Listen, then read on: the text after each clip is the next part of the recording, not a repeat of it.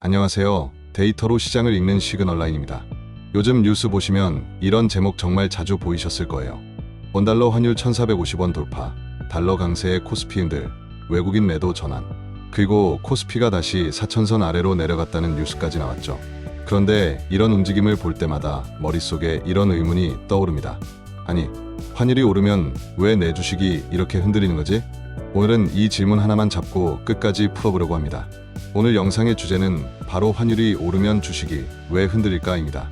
한 문장으로 먼저 정리하면 환율이 오른다는 건 원화 가치가 떨어진다는 뜻이고, 이게 외국인 투자 수급을 흔들고 수출 기업과 내수 기업의 실적 전망을 갈라놓고 결국 시장 전체의 심리까지 건드리는 흐름으로 이어지기 때문입니다.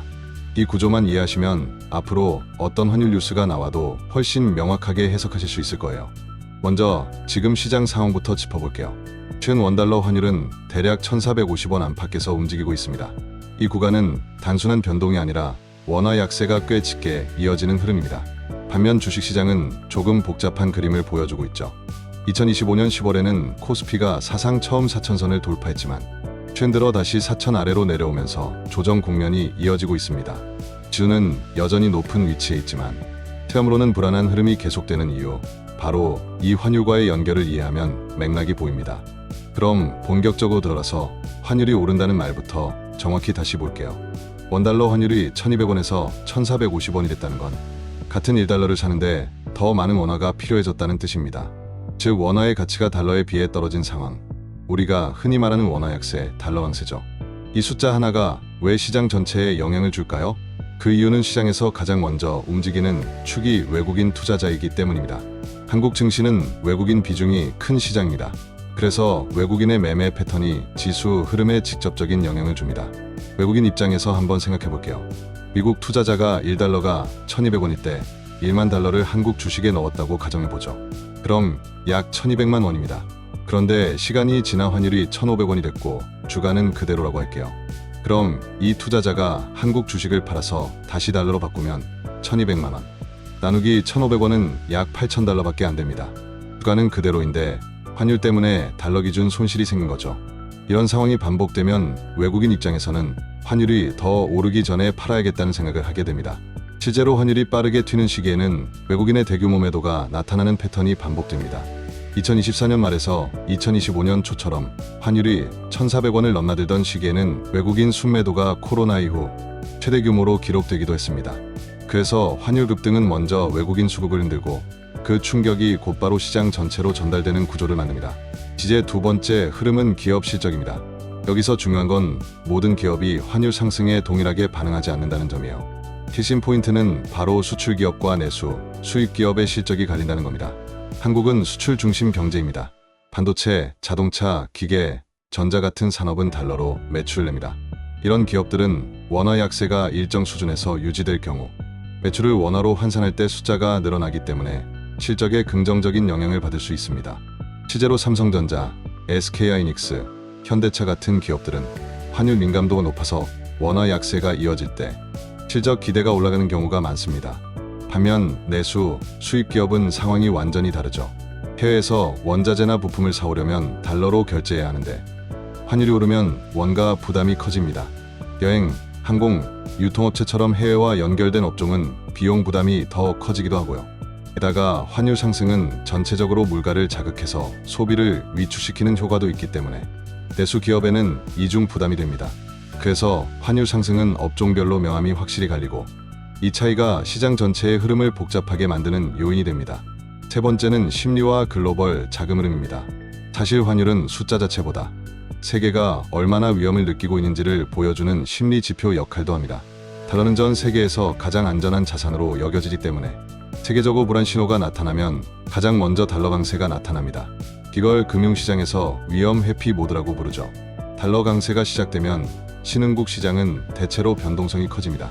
한국처럼 수출 비중이 높고 외국인 비중이 큰 시장은 원화 약세, 외국인 매도, 주가 변동성 확대 흐름이 빠르게 발생할 수 있습니다.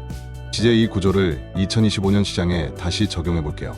2025년은 시장이 꽤 독특한 그림을 보여주고 있습니다. 코스피는 한때 4천선을 넘어섰고 수출 대형주의 강세가 지수를 끌어올리는 중요한 동력이 됐습니다. 반도체, 자동차 등 주요 수출 산업이 글로벌 수요 회복 기대를 받으면서 지수가 힘을 냈죠. 하지만 한편으로는 환율이 1450원 안팎에서 계속 약세 흐름을 보이고 있고 글로벌 위험 회피 심리도 수시로 살아나면서 외국인 수급이 흔들리는 조정이 이어지고 있습니다. 그래서 최근에는 코스피가 다시 4천 아래로 내려오는 순간도 나오고 있는 거죠. 주는 높고 실적 기대는 괜찮은데 외국인 수급이 환율로 흔들리면서 시장이 일정 구간에서 버티지 못하는 전형적인 흐름입니다. 이런 상황을 어떻게 해석하면 좋을까요? 환율 상승을 단순히 위험하다 또는 수출 기업엔 좋다 이렇게 이분법으로 보면 시장을 온전히 읽기 어렵습니다. 환율은 방향, 속도, 수급, 업종별 영향이 얽혀있는 지표이기 때문입니다. 그래서 환율 뉴스를 볼 때 반드시 확인해야 할 포인트를 3가지로 정리하면 훨씬 명확해집니다.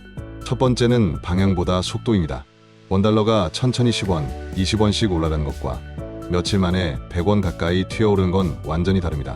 속도가 빠르면 외국인, 기업, 개인 모두 대응할 시간 없이 심리가 급격히 불안해지기 때문에 시장 변동성이 크게 나타납니다. 그래서 환율 기사 볼 때 얼마나 올랐냐보다 얼마나 빨리 움직였냐를 같이 보시면 좋습니다. 두 번째는 업종별 반응입니다. 환율이 오르는 상황에서 수출 대형주가 버티거나 강세를 보이는지 아니면 이들까지 같이 흔들리는지를 보시면 시장이 환율을 어떤 신호로 해석하는지 알 수 있습니다. 수출 대형주까지 약세라면 글로벌 공포가 더 큰 원인일 수 있다는 의미가 됩니다. 세 번째는 외국인 수급입니다. 환율이 올랐는데 외국인이 순매수한다면 시장이 환율을 크게 부담으로 보지 않는다는 의미일 수 있고 반대로 환율과 외국인 매도가 동시에 나타나면 위험 회피 흐름이 강해졌다는 신호가 됩니다. 이 패턴은 특히 2025년에 자주 반복됐죠. 오늘 내용을 전체적으로 정리해보면 이렇습니다. 환율 상승, 즉 원화 약세는 외국인 환차손과 수급을 먼저 흔들고 수출 기업과 내수 기업의 실적 전망을 갈라놓고 글로벌 위험 회피 심리를 자극해 시장 전체의 변동성을 키우는 흐름을 만듭니다. 하지만 적당한 수준의 원화 약세는 수출 대형주 실적에 긍정적일 수 있고 실제로 코스피가 한때 4천선을 돌파하는 기저에도 이런 흐름이 있었습니다. 그래서 환율이라는 지표는 단순히 숫자가 아니라 시장 구조를 읽게 해주는 중요한 지도라고 보시면 됩니다. 오늘 영상은 특정 시점의 기회나 위험을 말하는 분석이 아니라 환율 뉴스를 볼 때 어디를 먼저 보고 어떤 순서로 해석해야 하는지 그 기준을 잡아드리는 데 목적이 있습니다. 시장은 금리, 환율, 정책, 글로벌 심리 등 여러 신호가 얽혀서 움직이기 때문에 앞으로도 이런 구조적 관점으로 하나씩 풀어드릴게요. 언제나 그렇듯이 이 영상은 투자 조언이 아니라 시장을 이해하는 기준입니다. 시그널라인과 함께 차근차근 구조를 쌓아가 보죠. 영상이 도움이 되셨다면 구독과 좋아요, 알림 설정은 다음 시그널을 준비하는 데 큰 힘이 됩니다. 앞으로도 금리, 경기, 시장 구조를 차근차근 풀어드릴게요. 함께 시장을 공부해 나가요.